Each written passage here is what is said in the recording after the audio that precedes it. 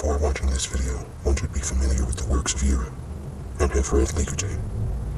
If you have not, please go follow Restoration of the Breach on TikTok and YouTube. Shalom. Shalom, shalom. Today we're going to do a short reading from Order of Emanation by Yireh.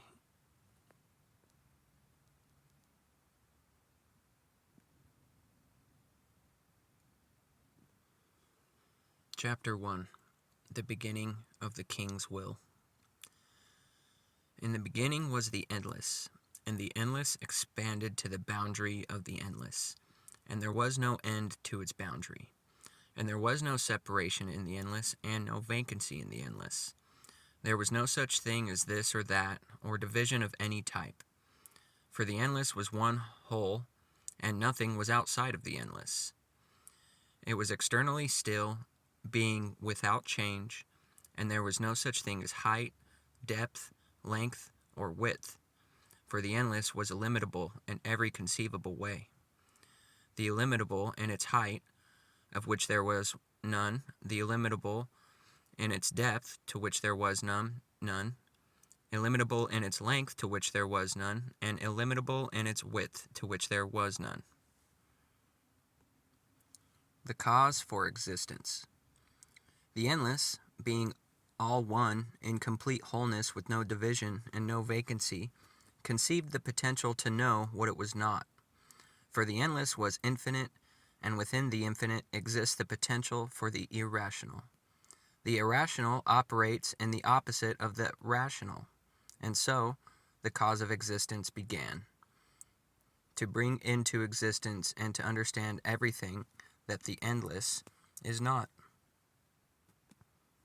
The first act of existence, what it was not. When it arose that there would be a desire, even the potential of a desire, the Endless withdrew itself. And it withdrew itself from all directions, precisely in the center, creating a limit where there was no limit, a depth where there was no depth, a vacancy where there was no vacancy, and in doing so brought forth into existence the opposite of what the Endless was. For the limit is the opposite of no boundary, and a vacancy is the opposite of wholeness, and a potential is opposite of being. Of movement is the opposite of stillness. Height, depth, length, and width are all opposite the illimitable. For the illimitable is one, and now what would come into being is limited multiplicity. The illimitable is unbegotten and uncreated. And now things both begotten and created would come into being. The illimitable was eternal, and now things temporary would come into being. The illimitable was without beginning or end, and now things with both beginning and end would come into being. The illimitable was perfect, and now things imperfect would come into being.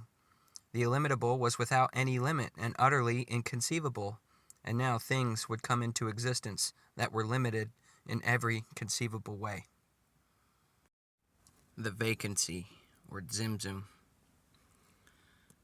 The withdrawing, and subsequently the limit formed by the restriction of the Endless within itself is called the tzimtzum, or contraction. For the opposite of being unbegotten is being begotten. And so, as with pregnancy, an order of emanation would begin, of which the roots of all that would be emanated as if birthed, being begotten of contractions, which are the withdrawing of its light, forming a vacancy, which was many vacancies within itself. The initial withdrawal formed a grade at the height, depth, length, and width of its limit. Following this came another limit, of which differentiated itself from the former limit, and another until the first orders of potential emanated, and subsequently birthed into being, creating a vacancy where there was no vacancy, and a limited multiplicity where there was only one. So visually, how should we understand this? Well, we can kind of see the endless as this blank page here. And this blank page being the endless, all one presence, filling all space, was how it was until it had its restriction. When it restricted, it did so from all directions, creating a vacancy inside of the endless. And so, the limits were born. These limits were the length, width, height, and depth of this new vacancy, because it restricted from all directions, which landed it precisely in the center. And so, these original limits, being the length, width, height, and depth of the vacancy, were the root of the mother letters, Shin, Aleph, Mem, and Mem. And in doing so, these limits created direction. And so, these directions later will be recognized as the root of Yod He Vav He. Yod He Vav He. Now, we will continue. This initial withdrawal was conceived to bring out a hidden potential that existed as a unified singularity within the endless itself.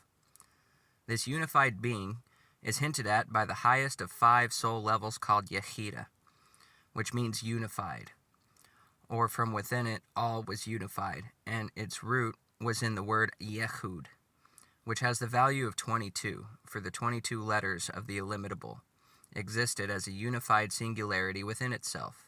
Immediately, this unified singularity became a limited potential, diversifying itself into many attributes, containing many values, with both meaning and numerical root for each of these 22 letters, personified attributes unmanifested as potentials.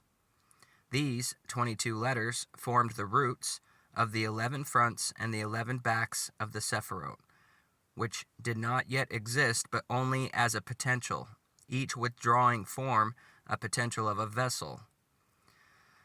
A limit to each of these, and it was according to the division of unity.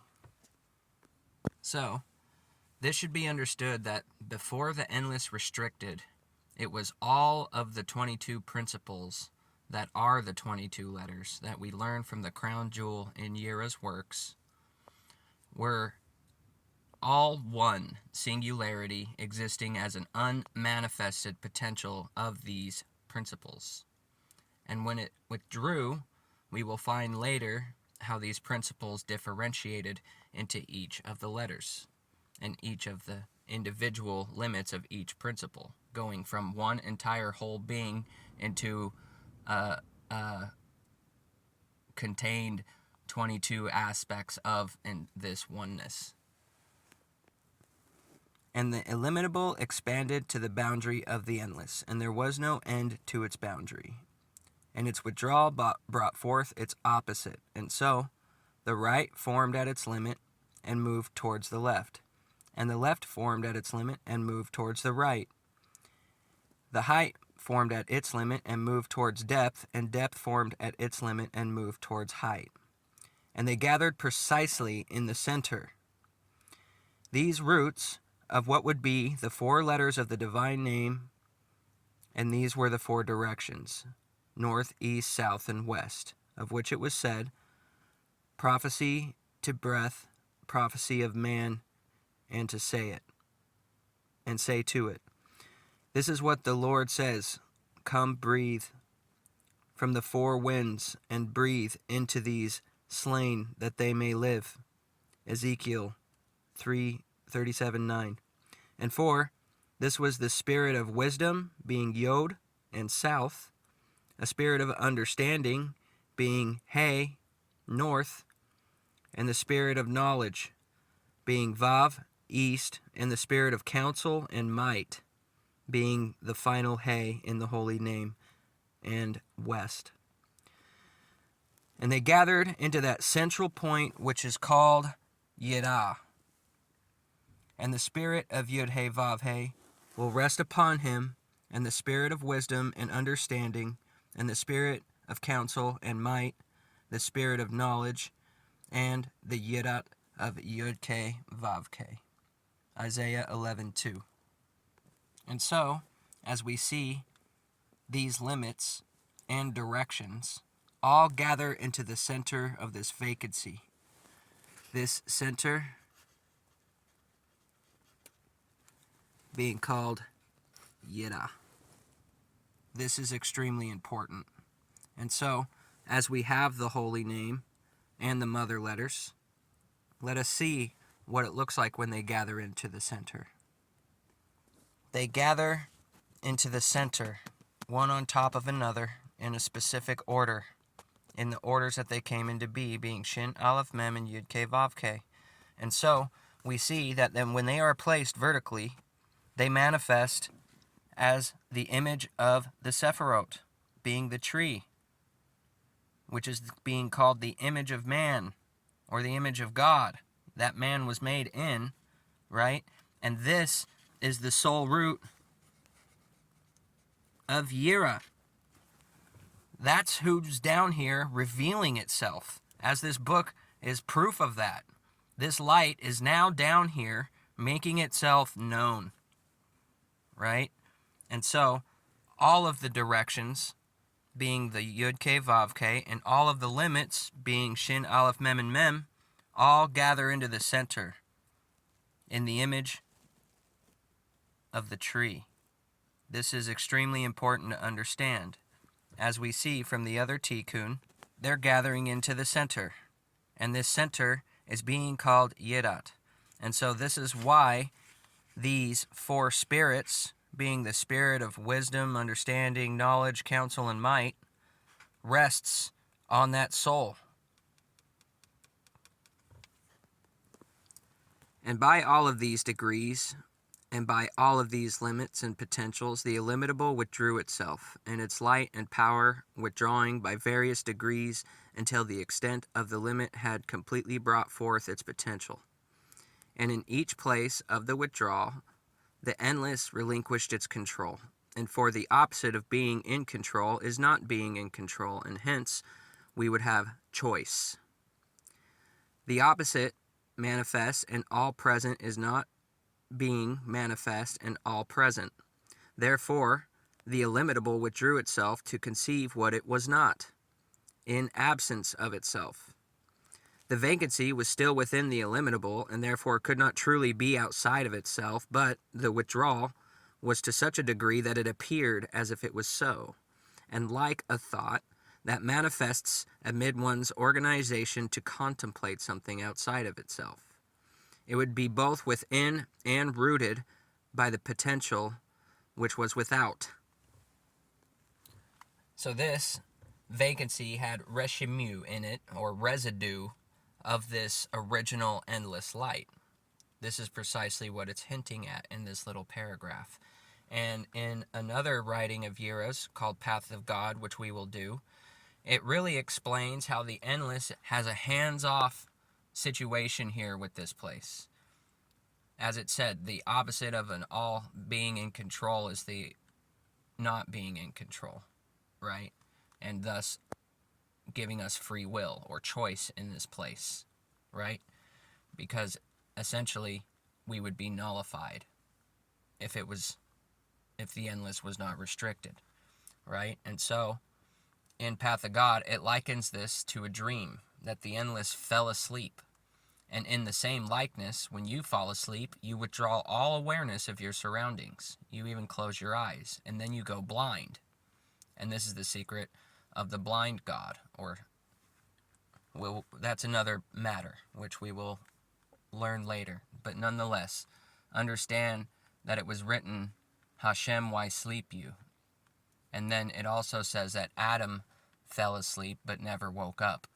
And so this universe exists by the means of a dream of the endless. And so, in the same likeness that our brain creates the dream on its own, the vacancy created, right? And so it started to create this dream, just like the brain does when we fall asleep. And so this is the mother creating without the father that we learn from the esoteric writings of Zohar and other parts of Yira's works, where it's explained that the Ima created without Abba, right? And then in turn essentially was put in exile later, right? And this is the separation from the endless that appeared to be so. Even though it was within the endless, it still appeared to be separate from it. And so this is why when we see these things, they both exist and don't exist at the same time. We can see tree on top of tree, we can see Aleph Memshin, but at the same time, we kind of can't. It's just we see it with our mind's eye inside of the external klipa of Asiya. And so these things both exist and don't exist. And this is what they explain about the tree itself, that it exists and doesn't exist at the same time because it is the endless. And it's the only aspect of the endless that we can really get to know. This is the way it put itself in order for it to be known, right? So the opposite of an unknown, endless thing would be something that is knowable, able to get known. And so this is precisely what knowledge of God really means.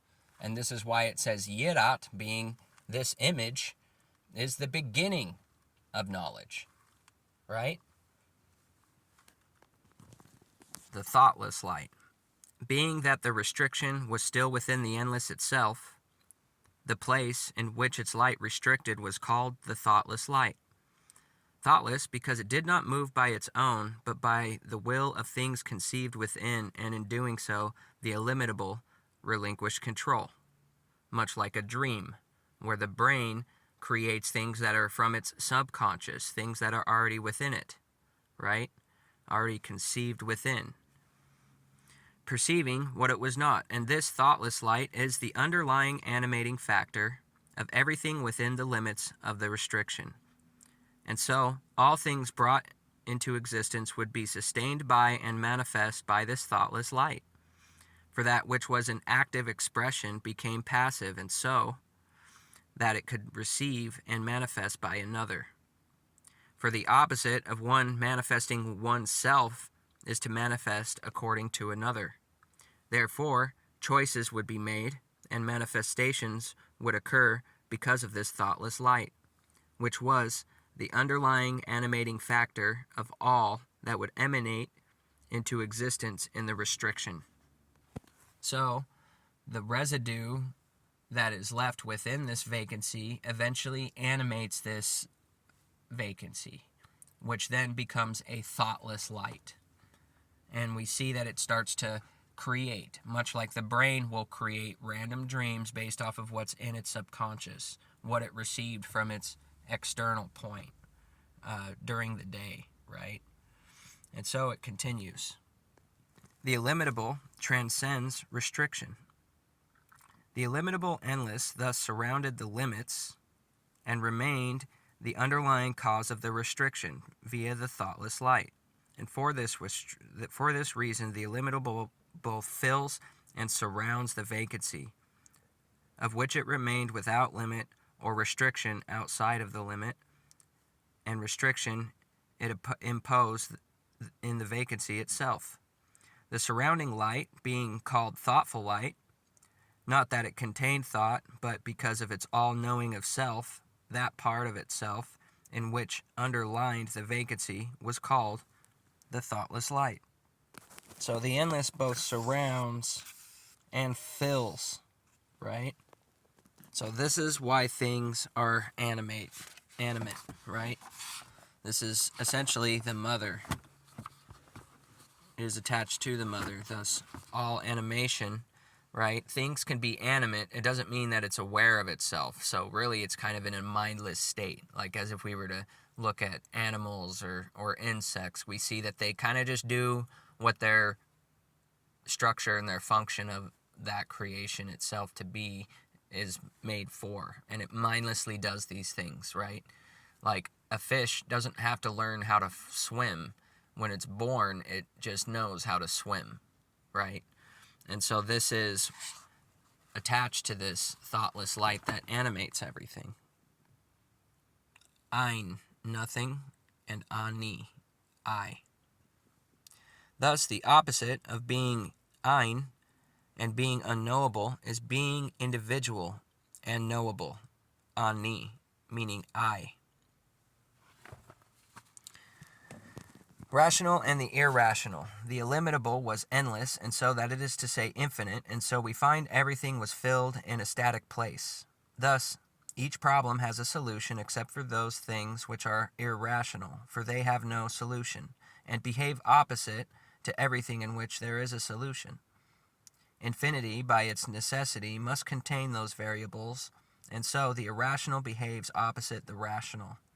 Indeed, the conception of creation was irrational in relation to the being of the illimitable, which was all rational of self, being the only rationality, and so that is irrational to us, being the beginning, end, life, death, purpose, and more, are found in God, which is the only rational. So, as we just saw, Ein has the same letters as Ani, right? And so, Ani, meaning I, is the knowable version of the Ein, right? Because it was an unknowable, unfathomable, unified singularity, and so it becomes into a knowable form. This is the Sephiroth and the tree, right? And the letters too, right? Being the fronts and back of the tree, as we see here. The illimitable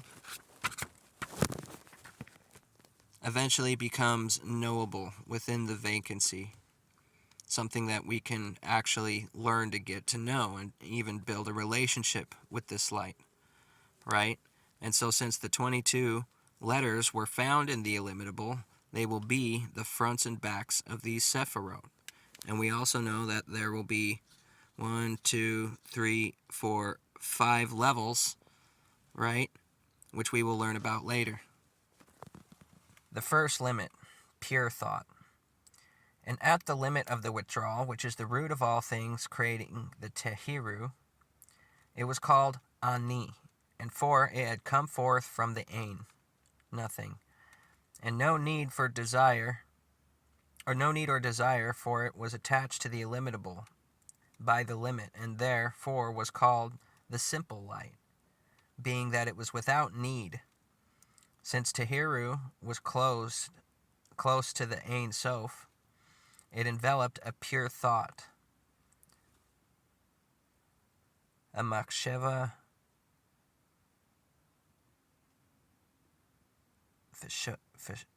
fishota,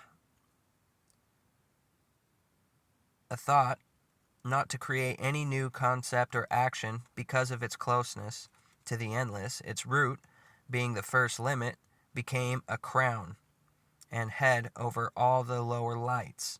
And this pure thought, which pervaded the entire light, that was close to the Ein Sof from every direction, gave it a rounded-like crown, a crown-like form, around the entire void of the contraction. And this pure thought is considered the first action of the will of the endless, and because of this it received a measure of life, by which it would have intrinsic life, and from the limit of this first point onward, it was no longer regarded as a formless substance, like the rest of the Tehiru. And so, we can see this first limit, being this ring, is in the shape of a crown, because the limit was created from its restriction, which was from all directions, landing it precisely in the center, leaving a crown-like shape. This is the first limit, and it's literally right next to the endless, being the whiteness outside, right? And so, as we see in the other tikkun, this light begins to gather in the center and eventually have intrinsic life, bringing forth itself into itself. This is how it's surrounded by the vacancy, but also outside of it, surrounding it itself, right? And so this is why there's this dichotomy where Keter is the outside, but down here in Asiya, Keter is actually the inside, right? Because we have the Tehiru out here. And as it forms, they garb themselves in garments, right? And each garment goes over the next. So you have one like this, one like this, one like this, one like this, and eventually Malkuth being the very outside, like skin, right? And so this is why Asiya's Malkuth is on the outside, because it's within the vacancy. But on the contrary, really, the Keter is on the outside of the actual vacancy. So this is why things are reversed in the upper worlds. This is precisely why the endless is so hard to comprehend, because the only form that we can get to know is the form of itself that it put into the vacancy, rather than this part out here. The second limit, or substantial thought. Thus it arose that there should be a thought, or the potential of a thought, that the illimitable withdrew itself, forming a vacancy in which there was no vacancy, and this restriction was called the mind, machshava, and its depth was the limit of the potential, and it was called substantial thought. So now, what we're seeing is the next contraction, or the next ring, that is starting to emanate inward from the outside of the vacancy, or the limits, right? And so thus, this first contraction we understand is Keter, and this one must be the next following, which we know it goes Keter, Hokmah, Bina. Thus, this second line will be Hokmah, being called the mind, and substantial thought here. For within the second limit, separation was conceived, and both action and desire would arise. Action, in that it would contemplate, being the opposite of knowing, and action, that it would desire to move, being opposite of a static state. Contemplating separation, as it was separated from the endless by its limits, of the first limit called pure thought, or Keter, and it spread out as wisdom, or Hokmah. Thus, it was called beginning. So, this is why we learn in Oral Torah, Hokmah is Bereshis, and Yirat would be Keter, right? Because we learn that this Hokmah, being called beginning, was actually the second limit, or the substantial thought, of this restriction. Thus, it's stated Yirat Rashit Hokmah, right? Rashit being beginning. I will keep this video brief and short so you can digest what has been said and shown here. Go ahead and re-watch if you'd like. If you have not found Yira's page, you are going to need to follow him and find his Likutei playlist, where he reads from his 9th book called Likutei Yira, the Torah of Ascension, and there is a free PDF from the QR codes that are shown in these videos. As we have learned about the initial restriction and the first substantial thought and the beginning. And so, contemplate these things carefully, and please follow Yira if you have not already. The lion walks the earth. Blessings and shalom.